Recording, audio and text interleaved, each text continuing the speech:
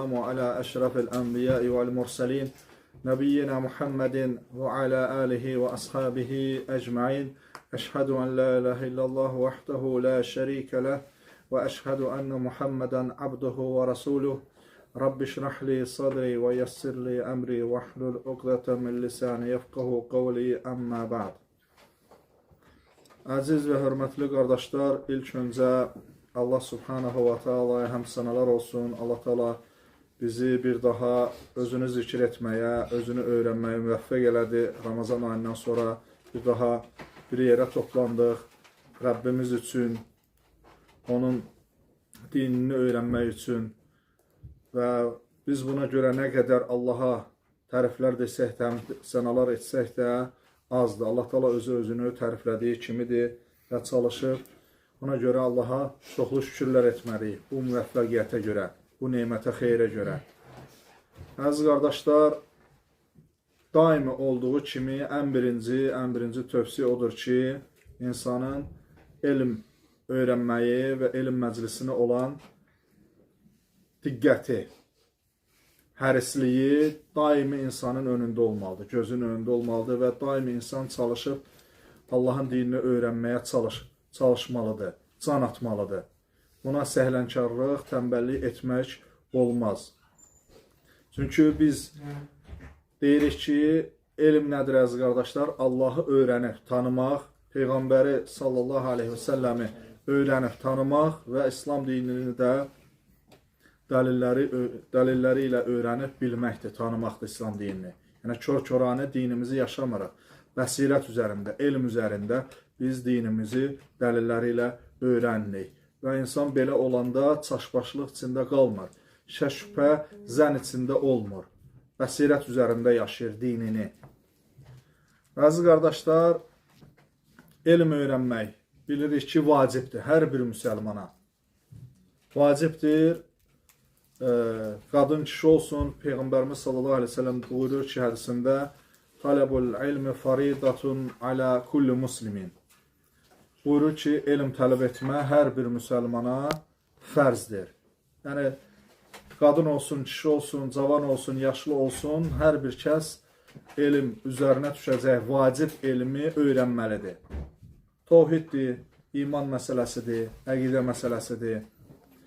Əhkamlardan o gündəlik yerinə yetirəcək ibadətləri, vacib olan ibadətləri öyrənməsi insana vacibdir. Hər bir müsəlman. Çünki gündəlik ibadətlər eləyir, əziz qardaşlar. Gündəlik ibadətlər eləyir və bunu da öyrənmək lazımdır. Dəlilləri ilə öyrənməlidir hər bir müsəlman. Çünki bu gündəlik qarşılaşdığımız ibadətlərdir və hər gün yerinə yetirdiyimiz namaz ibadətidir ki, 5 dəfə hər gün namaz qılırıq. Və bu namazdan əvvəl namazın şərtləri var. 9 şərti var namazın. Və bu 9 şərti də çalışıb neynəməlidir? Hər bir müsəlman öyrənməlidir. Dəlilləri ilə.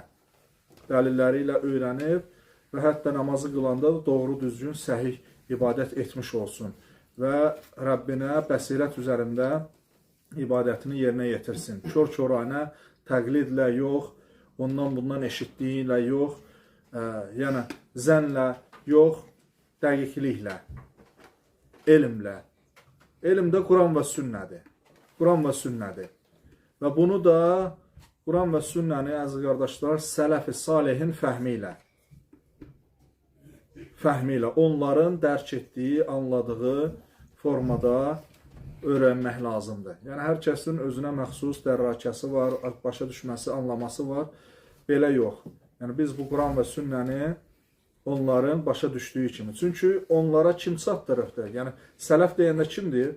Peyğəmbər sallallahu aleyhi ve selləmin sahabələri, tabinlər və ətba tabinlər, hansı ki, o 3 nəsil ki var, qızıl nəsil deyilir. Onlar Peyğəmbər sallallahu aleyhi ve selləmə yaxın olanlardır və ondan sonra gələn nəsillə Peyğəmbər sallallahu aleyhi ve selləmə yaxın olanlar, olanlara yaxın olanlardır və onlardan sonra gələnlər də eyni. Onlar təmiz ərəblər olublar. Peyğəmbərimiz sallallahu aleyhi ve selləmin ətrafında olan sahabələrin hamısı demək olar ki, bir neçəsinə çıxmaq şərti ilə. Yəni, Quran və sünnəni onlar daha yaxşı başa düşürlər. Və Peyğəmbərimiz sallallahu aleyhi ve sellemin yanında vəhiy nazil olanda onlar orada iştirak eləyiblər, görüblər, canlı formada.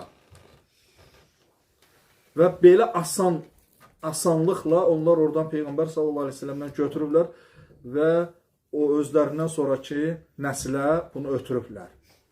Və bu elm, əziz qardaşlar, necə olubdur? Məclislərdə. Sahabələr Peyğəmbərimiz sallallahu aleyhi ve sellemin məclisində, tabinlər də sahabələrin məclisində və ətbə tabinlər də onlardan sonra gələn 3-cü yüzillikdə olanlar da tabinlərdən olan alimlərin məclislərinə bax belə götürüblər. Bir-birlərinin ağzından eşitməklə. Yəni, elm bərəkətli olmağını istəyirsənsə də, öyrəndiyin elmin bərəkətli olmağını istəyirsə, onun məclisdə və əhlindən götürməlisən. Əhlindən. Yəni, insanı sabit qalmaq səbəblərindən də birisi budur. Elm əhlindən götürürsən və elm məclislərində iştirak eləyərək götürürsən. Çünki elm məclislərində iştirak etmək Peyğəmbərimiz sallallahu aleyhi ve sellemin tövsiyəsidir.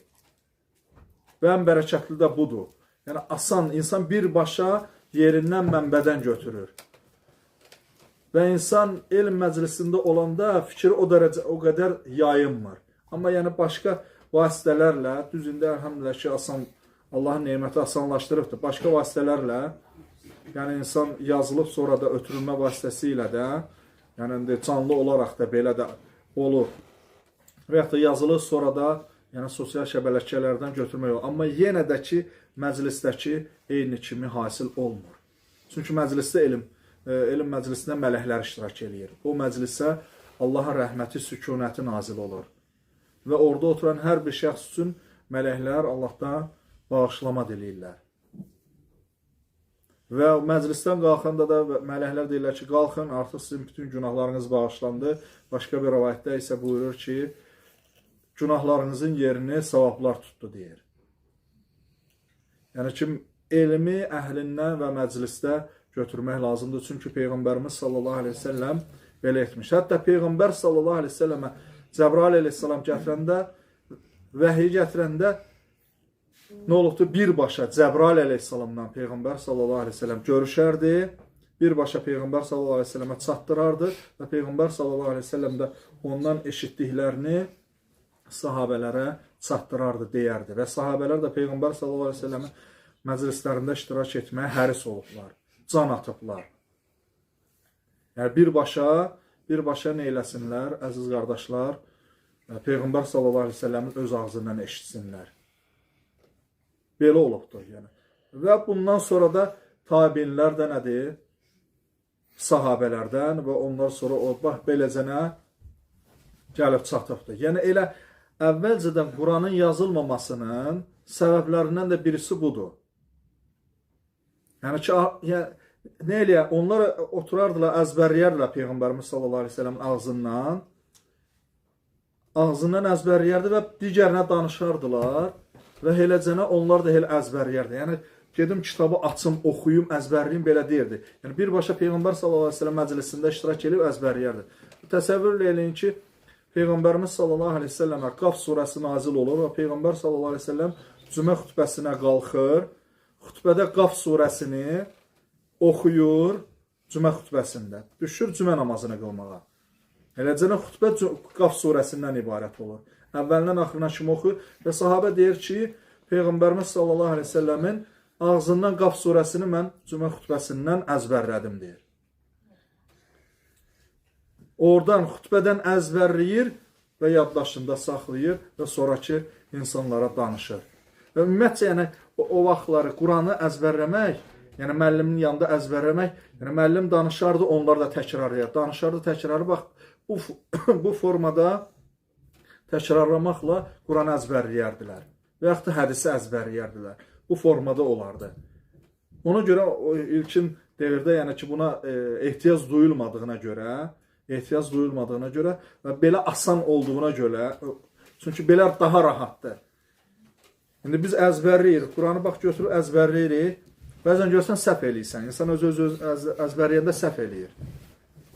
Hələ təcvid səhvlərini demirəm, bəzən görsən ki, hərəkələrdə səhv olur, hərflərdə səhv olur. Yəni, çünki bəzən insan elə bil ki, öz dediyini bəzən yəni ki, səhv dediyini hərdən birdən anlaya bilmir, tuta bilmir öz səhvini. Öz səhvini tuta bilmir. Amma qarşıdaşı başqa birisinə danışanda, hətta o qarşındakı danışdığın adam müəllim olmasa da belə, normal Quranı üzrlə oxuyan olsa da belə, baxır və yaxud da əzbərində olsa o surə, o asanlıqla səni nədir? Səhvini tuta bilir. Və ona görə də elə olubdur əvvəlki vaxtda. Əvvəlki vaxtda elə olubdur ki, yəni bu deyərdə o təkrar, bu deyərdə indi ki, bax, balaca uşaqlar ki var, hərf bilməyən. Hərf bilməyən uşaqlar nə tər əzbərlədirlər? Deyirlər, çoxlu təkrar, deyir uşaq da təkrarlayır onu. Deyir, təkrar, baxsan ki, o götürsən, Quran kitabını qabana qoysan, hərfləri bilmir. Amma görürsən ki, nə qədər çoxlu surələr, ayələr əzbər bilir. Bəli, qulaq asmaqla, tələqqi ilə, təlqin etməklə də, yəni bu ağızdan deyir, o da onu eşidir, təkrarlayır. Bax, beləcənə əvvəl də elə olubdur. Peyğəmbərimiz sallallahu aleyhi ve sellemin məclisində iştirak eləyərdi hər kəs, ağzından çıxdığını artıq nə eləyərdi? Yadında saxlayardı. Yadında saxlayardı. Və Peyğəmbər sallallahu aleyhi ve sellem hərəkətlərindən, deyiş tərzindən onlar onu başa düşərdilər. Sözün mahiyyətini, mənasını, nə qəsd etdiyini. Bu da indi də elədir. Yəni, müəllim danışanda nə qəsd etdiyini insan artıq bir adamla çox müəllimin dərsində gəlib iştirak eləyirsə, bir dərsdən, iki dərsdən sonra artıq müəllimin qəsdini başa düşə bilir. Ona görə, yəni ki, amma kitabda bəzən görsən belə tutmaq olmur. Yəni, kitabda insan öz hərəkətlərinlə, yəni ki, bu şeyləri bir üzə verə bilmir də, amma yəni ki, canlıda isə bu birbaşa iştirak etməklə bu nə olur, əziz qardaşlar, hasil olur. Bu hasil ola bilir. Ona görə inşallah ki, elmi, əziz qardaşlar, nə etmək lazımdır? Məclisdə, mənbədən, əhlindən götürmək lazımdır. Buna can atmaq lazımdır. Elm məclislərində xeyir, bərəkətli var. Elm məclislərində mələklər iştirak edir. O məclisi mələklər axtarırlar. Və əziz qardaşlar, bilmək lazımdır ki, bu mübarək məclisin özünə məxsus ədəbləri var.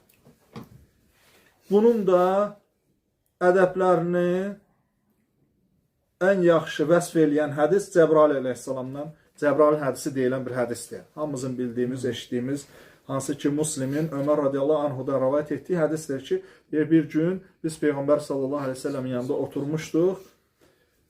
Tanımadığımız bir nəfər bizim yanımıza gəldi. Ağappaq paltarda, qapqara saçları, heç kimin tanımadığı, üstündə də səfər əlaməti də yox idi. Çünki səfərdən gələn adamın istər-istəməz, yəni hansısa da yəni paltarının qırış olmağındanmı və yaxud da ki, ola bilsin səfərdən gələn adam istər-istəməz müəyyən vaxt məsafət getdiyinə görə ola bilsin tərliyirmi, ya bədəninin iyisimi və yaxud da əyninə geyindiyi paltarmı, ya üstündə başında toz, torpaq o vaxtki ilə indiki fərqlidir də, yəni çöllükdə yol gedərlə, atla, eşəklə, dəvə ilə çox fərqlənərdi.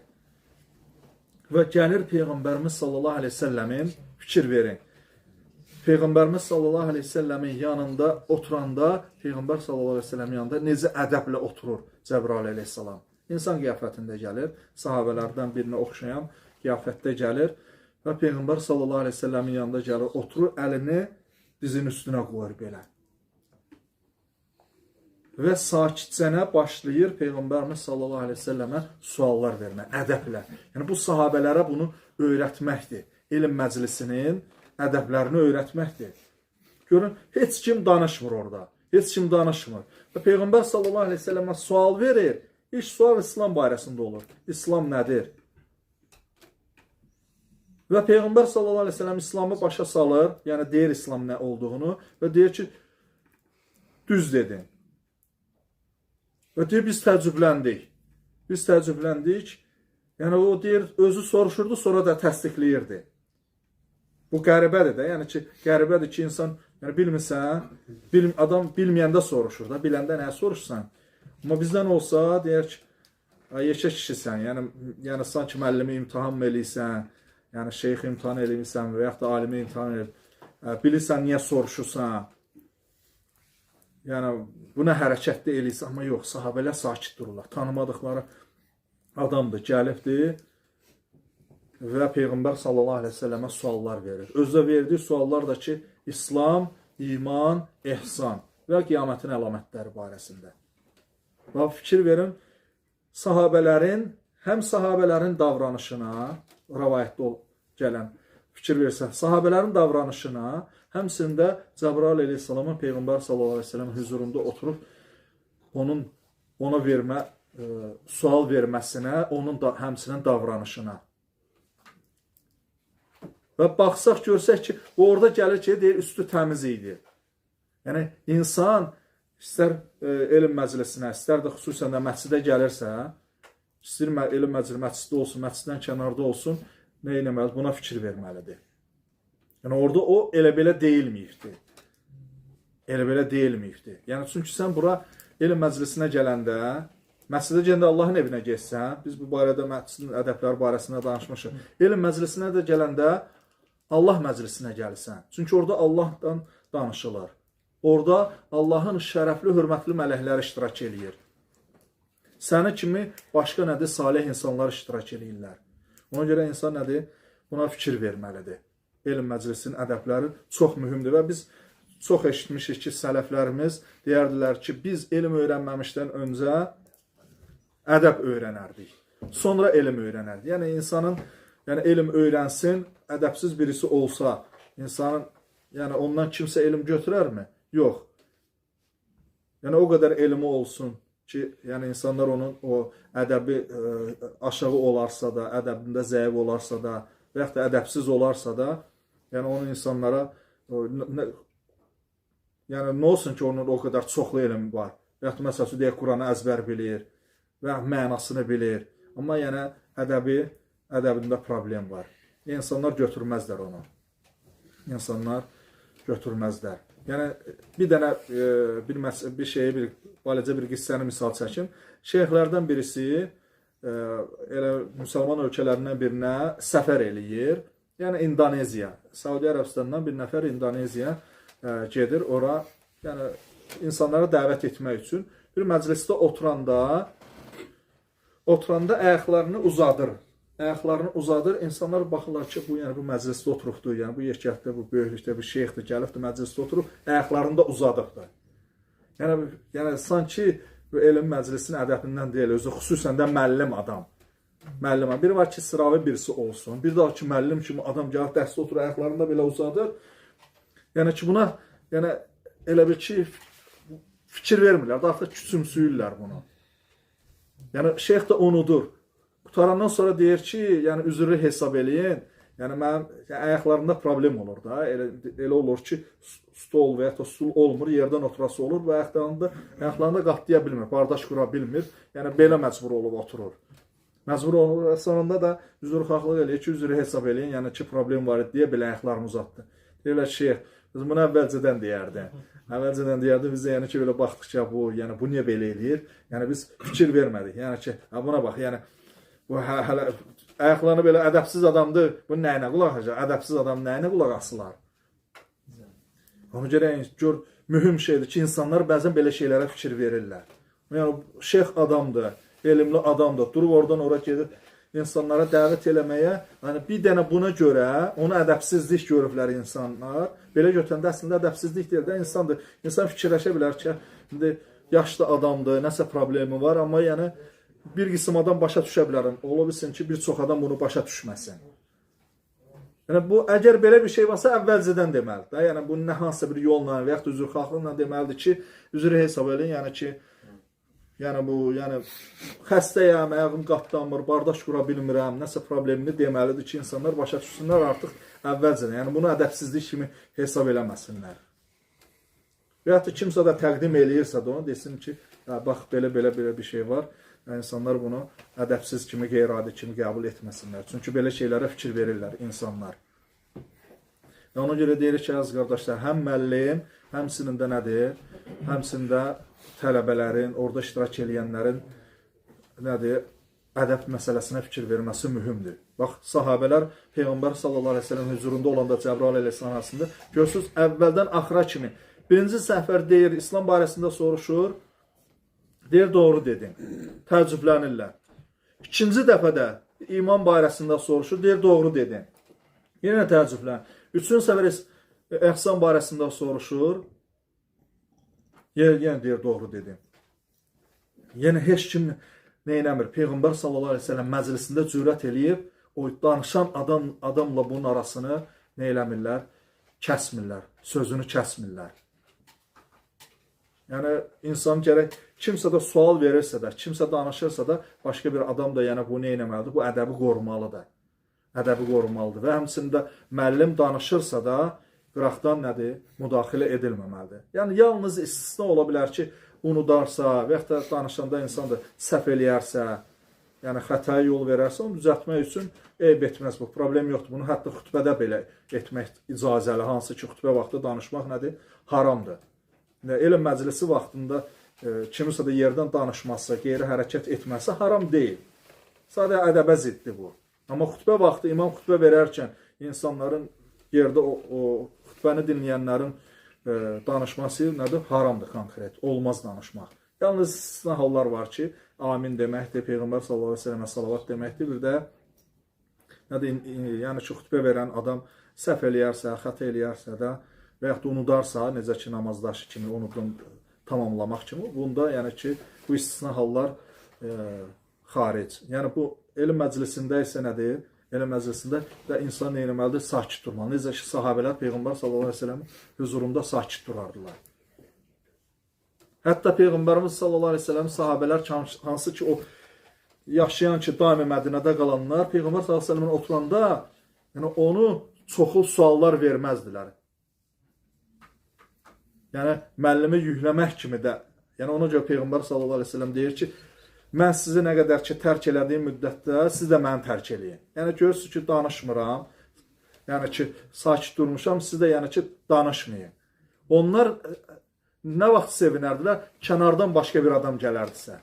Yəni, bədəvimi və yaxud da bir musafirmi, dinini öyrənməyə gəlir, başqa bir kənddənmi, başqa bir qəbilədənmi, şəhərdənmi öyrənməyə gələndə artıq onlar sevinərdilər ki, Peyğəmbər sallallahu əleyhi və səlləmə kimsə indi nəsə soruşacaq, biz də bunun vasitəsilə öyrənərik.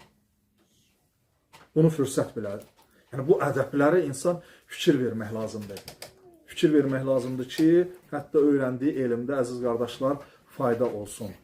Fayda olsun. Belə, yəni ki, beləcənə də insan buna fikir verərsə, hər təzə gələn adam da görür ki, artıq orada oturan insanlar sakit dururlar, qulaq asırlar, dinləyirlər, o da bundan təsirlənir. Və bir də əziz qardaşlar, fikir vermək lazımdır ki, burada danışılanlar əfsanədir, hekayədir. Yox, Allahın kəlamları danışırlar. Allah barəsində danışır. Yəni, insan necə ola bilər ki, Allahın kəlamı danışıldığı yerdə, mübarək sözlər danışıldığı yerdə o sözləri neynəsin, kəssin. Müdaxilə etsin. Yəni, bu ədəbdən kənar bir şeydir ki, yəni, sakit, təmkinlə, aramla, yavaş-yavaş, səbirlə dinləməlidir. Yəni, indi kimsə deyə bilər ki, yaddaşım, yəni sual əmələ gəldi, yarandı dərs əsnasında, danışıq əsnasında. Onda ya yadında saxlamalıdır, ya da ki, nədir, qeyd eləməlidir. Ya kağızda, və yaxud da telefonunda qeyd etməlidir. Qeyd etməlidir ki, yəni ki, dərsdən sonra və yaxud da danışıqdan sonra sual verilsin. Yəni ki, onda yaranan o sual ki var, ziddiyyət ki, o aradan qalxsın. Amma dərs əsnasında çalışıb neyləmək lazımdır? Müəllimin danışığını kəsmək düzgün deyil. Ən birincisi, müəllimdən də əvvəl, yəni o danışılan kəlama hörmətsizlikdir. Yəni, biz belə deyirik, biz bəzən insan elə başa düşməsin ki, kimsə də özünü yəni ki, müdafiə etmək üçün yox. Qarşıdakı dinləyən insanları, əziz qardaşlar, yəni səni təmizə çıxartmaq üçün, səni ədəblə tutmaq, Allahın kəlamı ilə səni ədəbli tutmaq üçündür. Yoxsa sən məsəl üçün deyək ki, lap belə deyək ki, lap biraz açıq danışır, sən mənim sözümü kəsdinsə, bir insan da deyək ki, mən də heç bu məsələdə bir xətrimə də dəymir. Yəni, sən mənə hörmətsizlik deyil, bəlkə heç mənim xətrimə dəymir. Yəni Allahın kəlamına, Peyğəmbər sallallahu əleyhi və səlləm hədisinə olan hörmətsiz. İnsan onu ən birinci fikirləşməlidir. Müəllimdən öncə, danışandan öncə, fərqi yox, müəllimdir, şeyxdir, alimdir, kimsə də danışırsa, dəvətçidir. Ondan öncə fikirləşməlidir ki, mən o danışılan söz ki var, onu kəsirəm, ona qarşı hörmətsizlik eləyirəm. Və bu söz də nədir? Vəhiydir, ya Quran ayəsidir, ya hədisdir. Yəni orada dindən danışılan hansısa da bir qaydalardır, usullardır. Yəni ki, mən buna müdaxilə eləyirəm, mən buna mane oluram. Yəni insan bunu fikirləşməlidir. Sonra da yəni ki, müəllimi fikirləşir ki, bəli, təbii ki, bu adam əziyyət çəkir, gəlir, oturur, danışır, hazır biz qulaq asırıq. Yəni onu da yəni ki, nə eləmək lazımdır? Yəni necə ki, orta məktəbdə, universitetdə oxumuşuq, görmüşük, yəni ki, bu təbii ki, lazımdır. Yəni ki, ədəb qaydaları, həmçinin də müəllimə hörmət olmalıdır, əziz qardaşlar. Necə ki, Peyğəmbərimiz sallallahu əleyhi və səlləm, sahabələr, Peyğəmbər sallallahu əleyhi və səlləm, ondan sonra gələn tabinlər də, əziz qardaşlar, sahabələrə hörmət qoyar. Və beləcənə nədir? Bərəkət hasil olur. Yəni, ağız deyəmizdə belə bir sözdür, ağız deyəni qulaq eşidir. Yəni, hər kəs bir tərəfdən deyəndə, həm ola bilsin, müdaxilə olanda da insanların fikri yayınır. Və yaxud da müəllimin, ən çox da müəllimin fikri yayına bilər. Ona görə danışsın, müəllim danışsın, geçsin. Nəsə də ola bilsin, unutsa, yəni və yaxud da mövzu ilə əlaqədar kənar bir sual əmələ gəlsə, onda artıq nədir? Dərsdən sonra, danışıqdan sonra artıq yəni, sual üçün vaxt qalırsa da və yaxud da artıq açıq məclis elan olunursa da, onda yəni ki, yenə də bunda da əziz qardaşlar, hər bir kəs müsəlman qardaşına da yəni ki, hörmət qoyaraq da bir-bir sakitcənə nə etməlidir? Suallarını verməlidir və bir də çalışıb, yəni ki, elə eləməlidir ki, başqa qardaşın da haqqına girmək kimi, yəni çalışsın, bacarsın, bir dənə, iki dənə test sualını versin, yəni o birisinə də yer saxlar. Gördü, artıq yoxdur, yəni özünün, yəni ki, ikinci ya üçüncü sualını. Adam var ki, bir də görsən 5 dənə sualla gəlir, kimsə də tələsir, qardaşdır. Bəlkə onun sualı nədir? Bundan daha mühümdür, daha mühümdür. Neynəsin, yəni ki, yer qoysun ki, yəni, o da sualını versin. Axırda görür ki, bu oturub burada gözləyə biləcək. Yəni ona da, yəni artıq hamı qutarandan sonra sualını versin də, yəni. Çünki o, yəni elə olsun ki, hamıya çatsın. Yəni bu ədəblərə riayət etmək lazımdır. Yəni ki, ədəblər mühümdür. Mühümdür, yəni ki, bizim elmimizdə bərəkət olmasına görə və həmçinin də bir-birimizə hörmət qoymağımıza görə, əziz qardaşlar. Əziz qardaşlar, sonra da edəcəyim tövsiyə odur ki, artıq Ramazan ayı keçdi, getdi. Ramazan ayından sonraki ayda, Şəvval ayındayıq. Və Şəvval ayında da, yəni ki, Ramazanın Rəbbi, əziz qardaşlar, hər şeydən öncə bilmək lazımdır ki, Ramazanın Rəbbi də başqa ayların Rəbbidir. Biz Ramazan nədir müsəlmanı və yaxud da bizdə belə bir şey, cümə müsəlmanı yox. Bütün günlərin müsəlman olmaq, bütün ayların. Bəli, Ramazan ayının özünə məxsus üstün özəlliyi var, təsiri var. Ümumən abu-hava, insanlarda olan, yəni ki, bu aya olan hörmət, bəli, fərqlənir. Bu fərqlənməlidir də. Amma yəni ki, insan Ramazandan sonra başqa aylarda tamam böyük formada olması, yəni imanının düşməsi, xüsusən də, yəni ki, Allah qorusun, yəni asiliklərə yönəlməsi, artıq bu Ramazandakı olan ibadətlərdə ixlasın zəif olmasına dəlalət eləyir. Yəni biz sələflərimiz çox gözəl qayda qoyublar. Böyük mövsümlərdən sonraki, o mövsümlərdə edilən ibadətlərin qəbul olunması barəsində. Yəni həzdən sonra istəyirsən ki, biləsən ki, həccin qəbul olunubdur, həzdən əvvəlki və sonraki halına baxsan. Ramazanda da eləcənədir. Bəli, biz bilə əhl-i sünnənin etiqadına görə iman artır, azalır. İnsan, yəni ki, imanı çətin olur ki, daimi yuxarı saxlasın, iman azalır.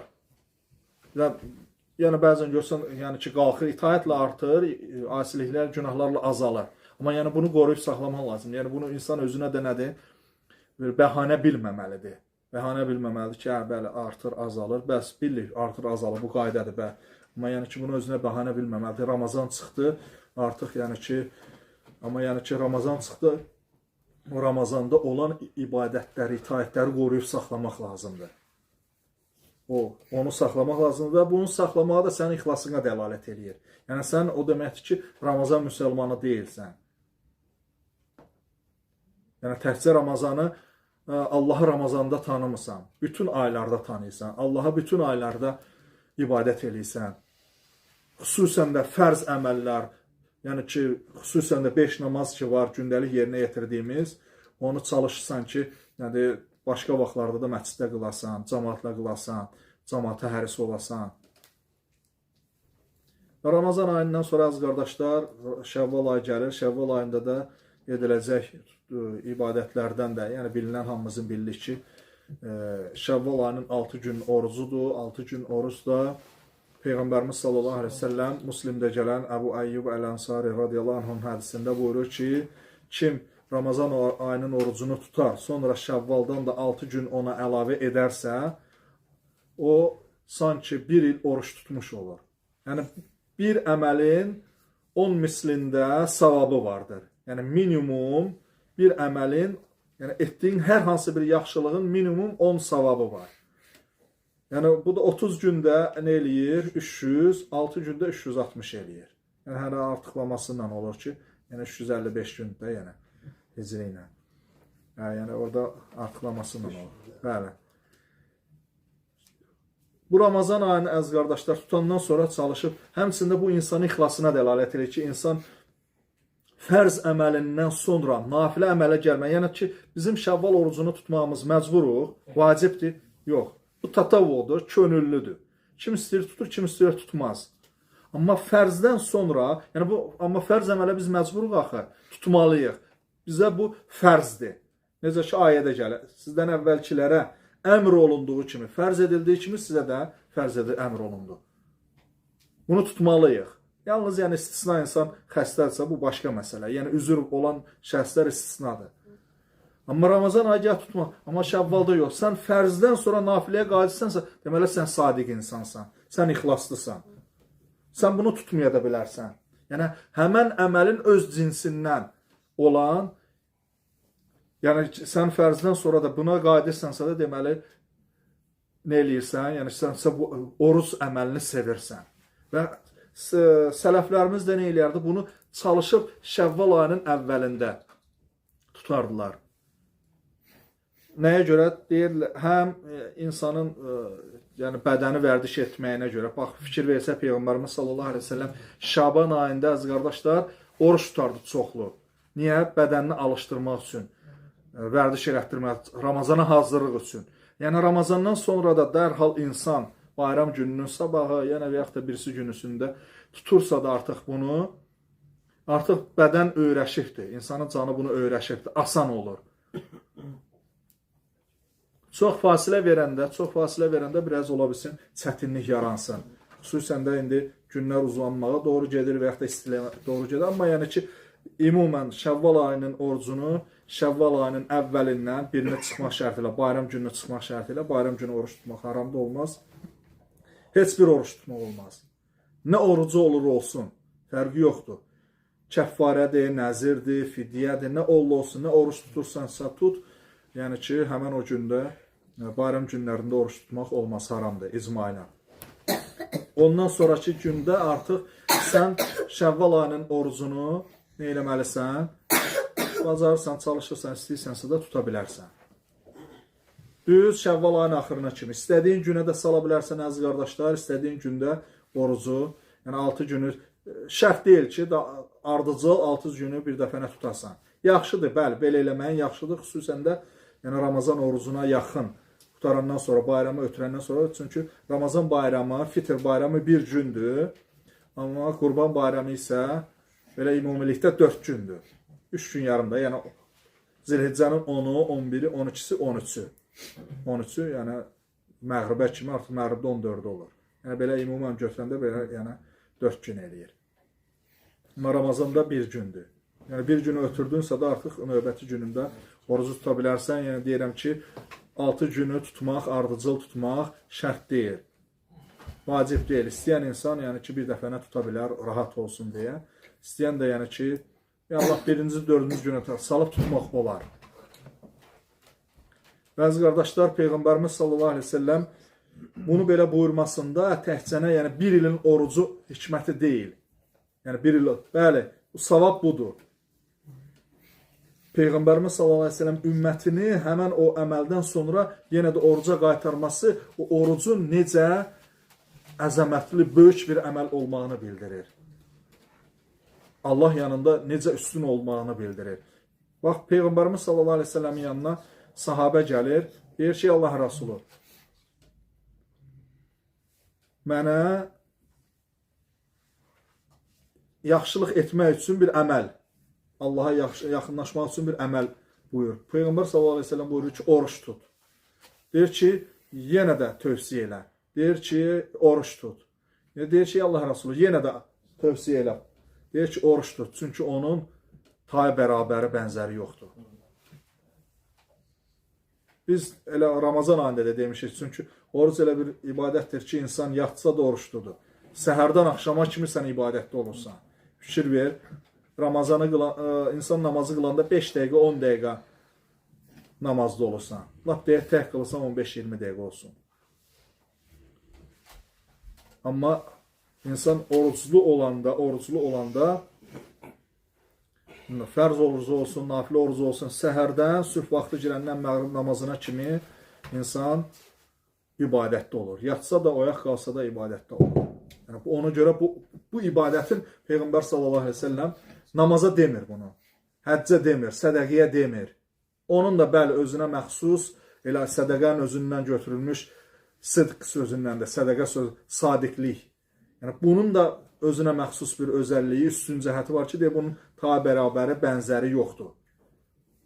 Ona görə insan, yəni təxminin 12 saatdan çox eləyir, 13 saata yaxın, yəni ki, insan 13 saata yaxın yəni dayanmadan ibadət içindədir. Yəni bu nafilə olsun, fərz olsun. Fərzsə də təbii ki, bir ay ərzində özdə. 5 gün, 3 gün, 10 gün də yox, nə deyil? Bir ay, yəni ki, insan hər gün, yəni 10 saatdan sonra, 12 saatdan çox ibadətdə olur.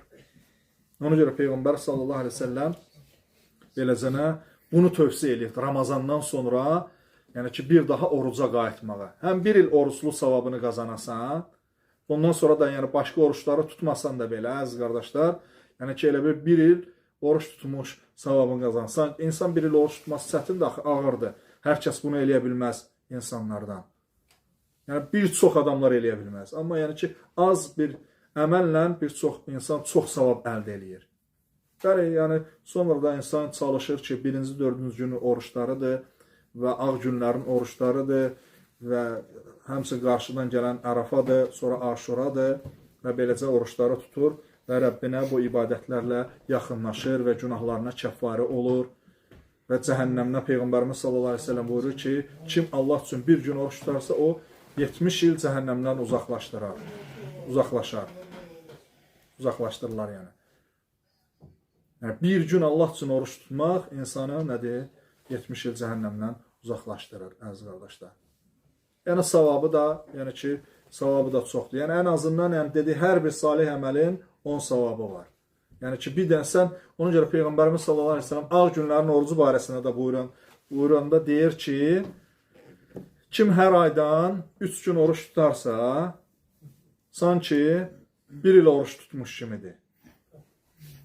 Yəni, 3 gün oruç tutanda, bir ona vurulanda, bir ayda da 3 gün oruç tutanda elə bir şey nə olur? 30 gün oruç tutmuş kimi olsa. Bunu da hər ay belə eləyəndə 300. Yəni bir ildə, yəni ki 12 ay beləcən. Yəni həm buradan belə bir il savabını qazansan, həmçində oradan da bir ilin savabını qazansan. Yəni bir ildə 2 il oruç tutmuş olsan. Bir ildə 2 il oruç tutmuş olsan. Yəni biraz qəribə gəlsə də belədir. Necə ki insan, biz iftar məsələsində deyirik ki, bir insan bir gündə neçədən oruç tuta bilər, əziz qardaşlar? Birdən oruç tuta bilərsən də, sən bir zanın var. Amma bunu 2-3 dənə də və daha çox, 100 dənə, 1000 dənə, milyon dənə də etmək olar. Bunu nə iftar verməklə? İftar, yəni bir nəfərə yedizdirirsən özündən başqa, həmin günü sanki 2 dənə oruç tutursan. Eləcə bu da heylədir əziz qardaşlar. Hətta Aşura orucunda da Peyğəmbərimiz sallallahu əleyhi və səlləm təkcə Aşuranın bizə məlum olan fəzilətində deyir ki, bir il keçmiş günahlara kəffarədir. Başqa bir hədisdə isə, bəlkə bir çoxumuz eşitməmişik. Peyğəmbərimiz sallallahu əleyhi və səlləm başqa bir hədisində isə buyurur ki, Aşuranın fəziləti barəsində Aşuranın orucunu tutan sanki bir il oruç tutmuş kimidir. Buyurur. Bəli, səhih hədisdir. Yəni buradan da Aşuranın orucunu tutan, bir gün Aşura orucunu tutan, nədir? Sanki deyir, bir il oruç tutmuş kimidir. Bir gün Aşuranın, ona görə elə Aşura ilk dəfə buyurulanda fərz idi. Yəni, biz bilirik ki, Ramazanın orucundan əvvəl Aşura orucu Peyğəmbər sallallahu əleyhi və səlləm ümmətinə əmr eləyir, bu vacib idi. Sonra Ramazan orucu vacib olanda, Ramazan orucu hicrətin 2-ci ilində vacib olur. Birinci Peyğəmbər sallallahu əleyhi və səlləm Məkkədən Mədinəyə gələndə birinci il Ramazan orucu yox idi. Aşura orucu var idi, o da nə idi? Vacib idi. Yəni bir günü tutmaq idi o da. Bir gün tutmaq idi. Ona yəni bir gün tutmaqla nə olur? İnsan bir il orucunun savabını qazansın. Buradan da elə neçə illədir? 3 il. 3 il elədir. Bəli. Arafa orucu. Arafada indi o gəlməyibdi. Arafada gəlir ki, Peyğəmbərimiz sallallahu əleyhi və səlləm kəffarə söz deyir ki, kim Arafa orucunu tutarsa bir il keçmiş və bir il gələcək günahlarına kəffarə olur.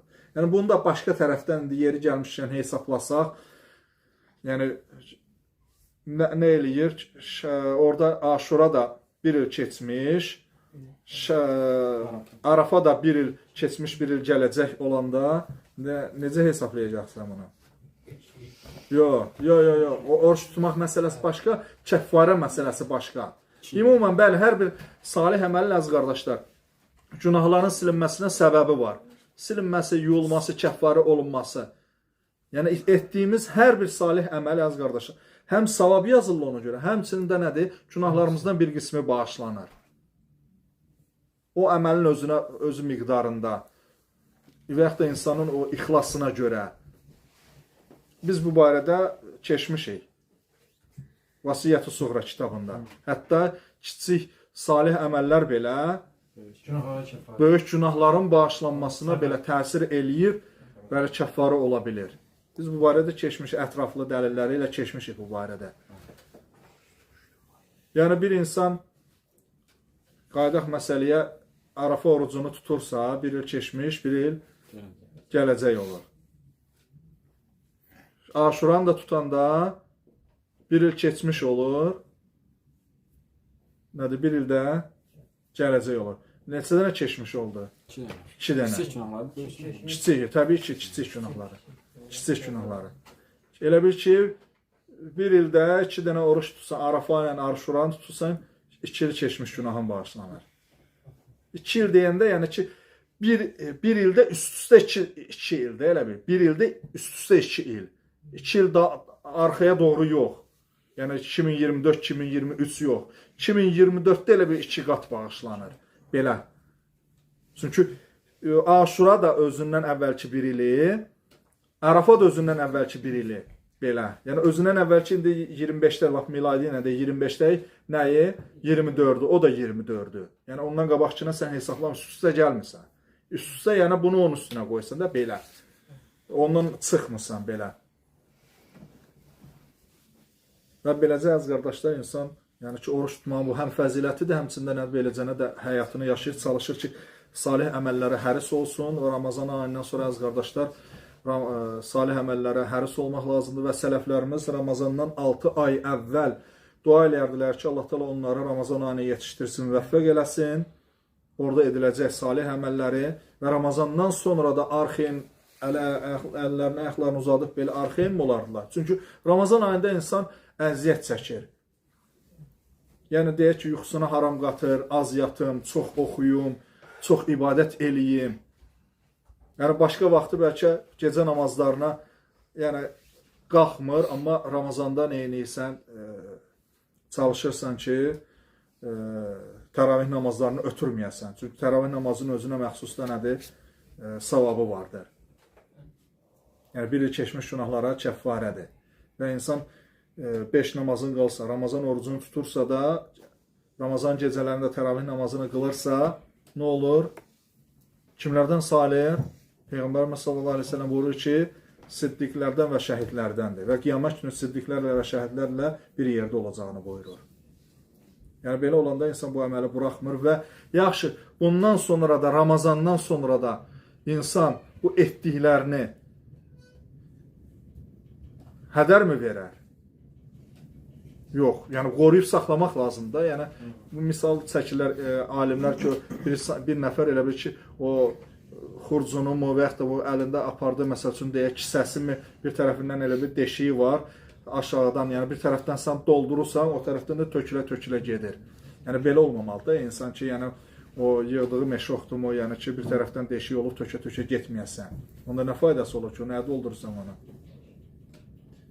Ona görə insan gərək təzdən də günahlara qayıdıb, xüsusən də ki, dillə olan günahlara. Bax, qiyamət günü Peyğəmbərimiz sallallahu əleyhi və səlləm hədisində buyurur ki, insan gələcək, birinə zülm eləyir, birinin haqqına giribdir, birinə söyübdür, savablarını götürüb paylayacaqdır artıq. Bir insan, əziz qardaşlar, bir insandan xoşu gəlməyəndə artıq onun barəsində nə edir?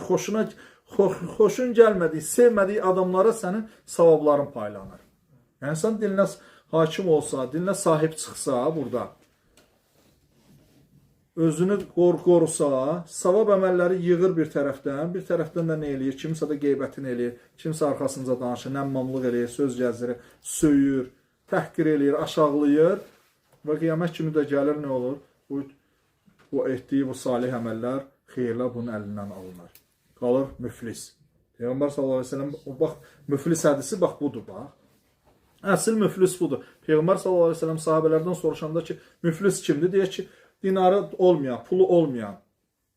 Belə deyəndə ki, müasir sözlərdə bankrot olan adam. Bankrot olubdur, pulu heç bir şey yoxdur. Müflis olubdur. Əsl müflis bu deyil.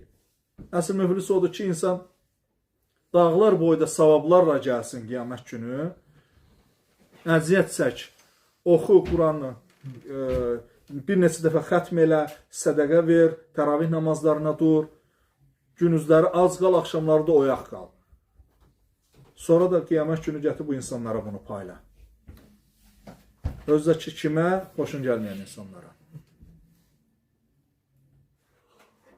Ona görə sərflərdən deyərdilər ki, əgər də qeybət edəsi olsaydım, nədə öz valideynlərimin qeybətini eləyərdim, yəni savablarım ona gedərdi. İnsan valideyni insan sevir axı, nə qədər də bəzən biraz yaxşı olmayanda, yenə də fitrətdən insan valideynini sevir. Yəni ki, bunu ona verdiyimə nə edərdim, öz valideynlərimə verərdim. Belə əziz qardaşlar, həm elm barəsində, həmçində Ramazandan sonraki olan tövsiyədir bu, əziz qardaşlar. Çalışaq Ramazandan sonraki vaxtımızı da neyiniyək, səmərəli, faydalı keçərdək. Çalışaq, yaxınlaşdıraq. Və belə bir söz deyir Şeyx Abdurazaq, qardaşlar dünənləri qrupda paylaşmışdı. Deyir ki, kun Rabbaniyyən və lə təkun Ramadaniyyən. Deyir ki, Rabbani ol, Ramadani olma. Yəni ki, Rəbbani müsəlman ol, Ramazan müsəlmanı olma. Yəni, Rəbbani müsəlman nədir? Əməli ilə elmi üstün olan. Rəbbani o şəxsdir ki, Rəbbani olan insan, əməli ilə elmi üst-üstə düşür. Əməli ilə elmi üst-üstə düşür. Amma Ramazan müsəlmanı olan, yəni ki, elə bir müsəlman olur ki, əməli ilə elmin üst-üstə düşsün. Elm al, əməl et. Ramazan müsəlmana, yəni Ramazanda gəlir nə eləyir? Ramazanda müsəlman olub, itaətdə, ibadətdə olub, sonrası Ramazandan sonra da yoxa çəkil. Yoxdur. Bu adam yoxdur piyasada. Yəni məsciddə də yoxdur, cəmaatda da yoxdur, heç bir yerdə yoxdur, yoxa çəkildi. Yəni Ramazanda peyda olur və yaxud da cümə günü peyda olur, Ramazandan sonra da nə deyir? Belə bir, biz ixlas barəsində danışanda belə bir söz demişdik.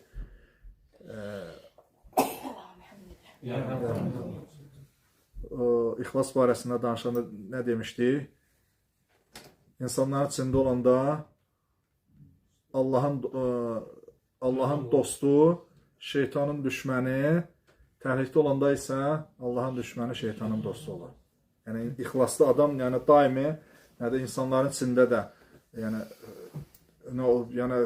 fəal olduğu kimi, yəni təhlükdə də nə olmalıdır? Fəal olmalıdır. Biz danışmışdıq dərslərin birində ki, insan necə bilməlidir ki, ixlaslı olmağını necə bilməlidir? Onlardan da birisi odur ki, insanların içində fəal olduğu kimi, yəni ki, əməllərini çox göstərdiyi kimi, təhlükdə də nədir? Əməlləri çox olmalıdır. Əksinə təhlükdə insanların içində daha çox olmalıdır. Gizli əməllər daha çox olmalıdır. Bu sənin ixlasına dəlalət edir. Yəni, insanların içində insanlar görür, axı, maşallah, nə qəşəng, təriflə. Amma təhlükdə olanda heç kim görmür, insan tənbəl olur. Amma yəni sən bunu əgər artıq eləyirsənsə də bunu, deməli sən ixlaslısan. Yəni sən insanların tərifini güdmüsən.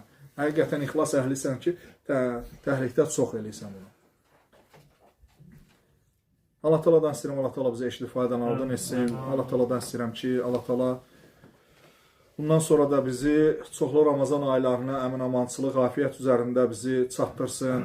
Müvəffəqiyyət versin daimi. Allah Taala bizi özünü sevib, razı qaldığı əməlləri yerinə yetirməyə. Allah Taala'dan istəyirəm, Allah Taala bizim bütün günahlarımızı bağışlasın, bizi əfv etsin. Allah Taala'dan istəyirəm, Allah Taala bizi daimi harada olursa olaq qorusun, hifz etsin. Allah Taala'dan istəyirəm ki, Allah Taala bizi burada yığıb cəm etdiyi kimi uca cənnətdə sevimli Peyğəmbər Muhammed sallallahu aleyhi ve sellem yanında bizi cəm eləsin, toplasın. Daha doğrusunu Allah bilir. Və sallallahu alə nəbiyyina Muhammedin və alə alihi və sahbihi əcməin. Subhanəkallahumma bihamdik. Əşhədu ən la ilahe illənt. Əstağfiruka və ətubu ileyh.